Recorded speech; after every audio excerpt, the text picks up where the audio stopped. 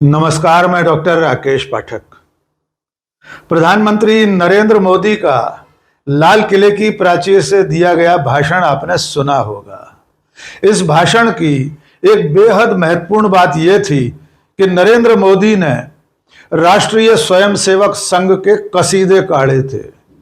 उन्होंने पहली बार यह कहा कि राष्ट्रीय स्वयंसेवक संघ ने 100 साल के अपने इतिहास में राष्ट्र निर्माण में उल्लेखनीय भूमिका अदा की थी।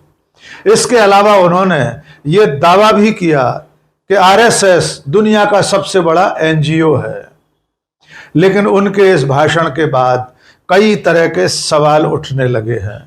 प्रधानमंत्री नरेंद्र मोदी दो तरह से अपने इस भाषण के जरिए सवालों के घेरे में आ गए हैं। एक तो ये कि आज से पहले किसी प्रधानमंत्री ने राष्ट्र के नाम संबोधन में आरएसएस की तारीफ नहीं की है। यहां तक कि अटल बिहारी वाजपेयी ने भी आरएसएस का नाम कभी नहीं लिया। खास तौर से 15 अगस्त और 26 जनवरी जैसे मौकों पर प्रधानमंत्री के मुंह से आरएसएस जैसे संगठन का उल्लेख कभी नहीं सुना गया।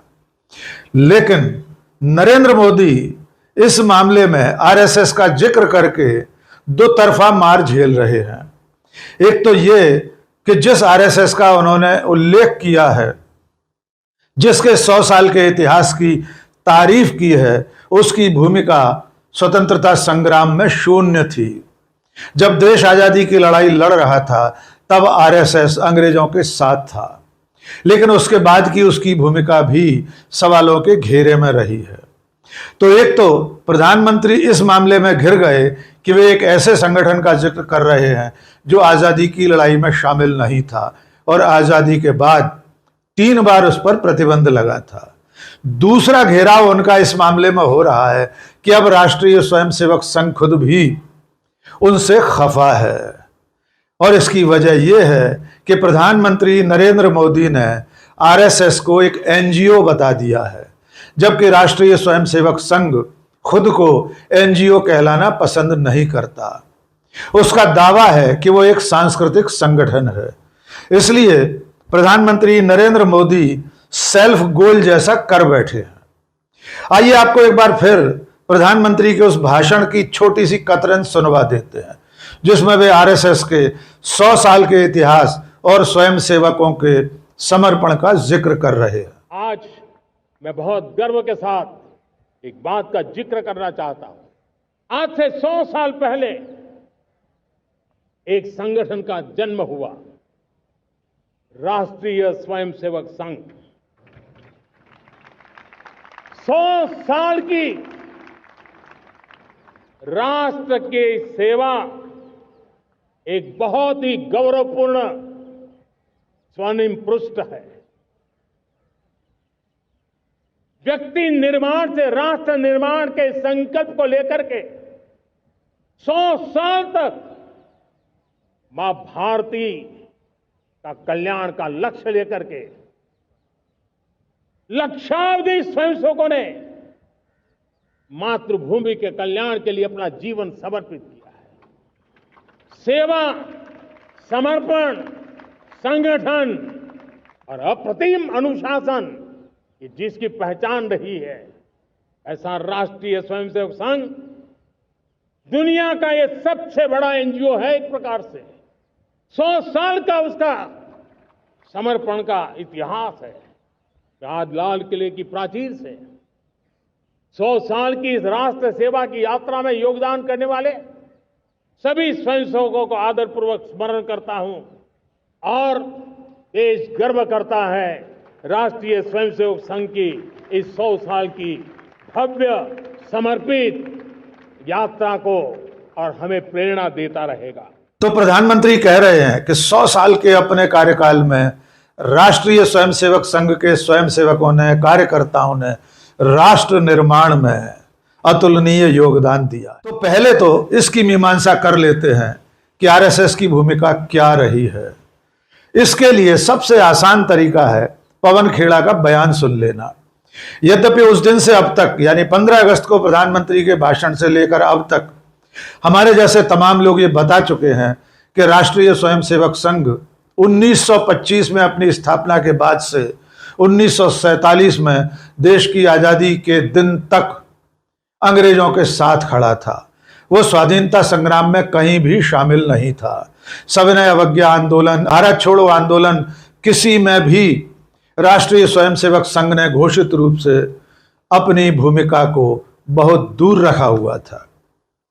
अब आइए सुनते पवन खेड़ा ने 100 साल के इस कार्यकाल को, 100 साल की अवधि को किस तरह 25-25 साल में बांटकर बताया है कि संघ ने असल में 100 साल में क्या किया था। पहले 25 साल मुखबिरी करते हुए गुजारे, अगले 25 साल तिरंगे और संविधान का अपमान करते हुए गुजारे, उसके अगले 25 साल मंदिर और मस्जिद को लड़ाने में बिता दिए, और अब पिछले 25 साल दलितों, आदिवासियों, वंचितों, अल्पसंख्यकों, पिछड़ों के हक छीनने में निकाले। ऐसे एनजीओ को जितनी जल्दी हो सके बंद हो जाना चाहिए, और ये हो तो बड़े आसान शब्दों में पवन खेड़ा ने बता दिया कि 100 साल में 25-25 साल के 4 टुकड़ों में राष्ट्रीय स्वयंसेवक संघ क्या कर रहा था।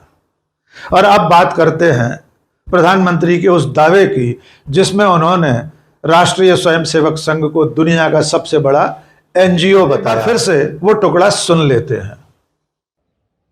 लक्षावधि स्वयंसेवकों ने मातृभूमि के कल्याण के लिए अपना जीवन समर्पित किया है।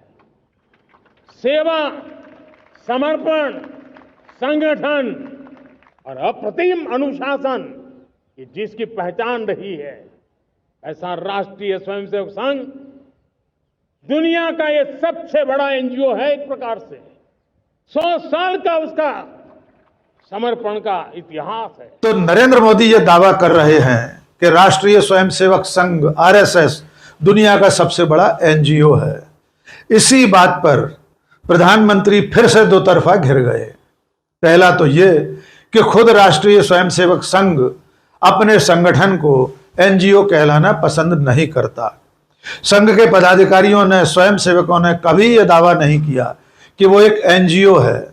इसके बजाय आरएसएस ये कहता रहा है कि वो एक सांस्कृतिक संगठन है, वो राष्ट्रोत्थान के कामों में लगा हुआ है और अपनी सांस्कृतिक गतिविधियों से उसके स्वयंसेवक देश के निर्माण में लगे हुए हैं। वो खुद को न तो एनजीओ बताता है, न ही कोई राजनीतिक संगठन। तो जैसी की खबर सामने आ रही है, आरएसएस के बड़े बड़े पदाधिकारी खुद को एनजीओ कहलाने से खफा हैं। उन्हें यह बात बिल्कुल सुहा नहीं रही है कि प्रधानमंत्री जैसे पद पर बैठा व्यक्ति उनके संगठन को एनजीओ कहे। यह बात इसलिए भी महत्वपूर्ण है कि जब से नरेंद्र मोदी प्रधानमंत्री बने हैं तब से इस तरह के जो स्वयंसेवी संगठन होते हैं जिन्हें एनजीओ कहा जाता है, उनके खिलाफ एक नैरेटिव बनाया गया है कि वे एक तरह की फर्जी समाज सेवा करते हैं। खुद प्रधानमंत्री और उनकी सरकार ये दावा करती रही है कि पिछले 10 सालों में न जाने कितने एनजीओस को उन्होंने बंद करवा दिया है। ऐसे एनजीओस की सरकारी इमदाद, सरकारी सहायता भी बंद कर दी गई है। इसलिए एनजीओ का ठप्पा लगना संघ को बर्दाश्त नहीं हो रहा है। दूसरा एक तकनीकी पक्ष है, वो ये है कि किसी भी एनजीओ के लिए उसका रजिस्ट्रेशन होना जरूरी है।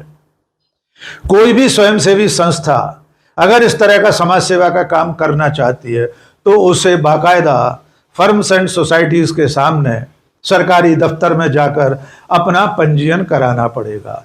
उसकी बाकायदा पूरी एक प्रक्रिया है। उसे अपना बायलॉज बनाना पड़ेगा कि यानी वो संस्था क्या क्या काम करेगी, उसका कार्य क्षेत्र क्या होगा, उसके उद्देश्य क्या होंगे, उसके पदाधिकारी कौन होंगे, उनका निर्धारित समय में निर्वाचन होगा।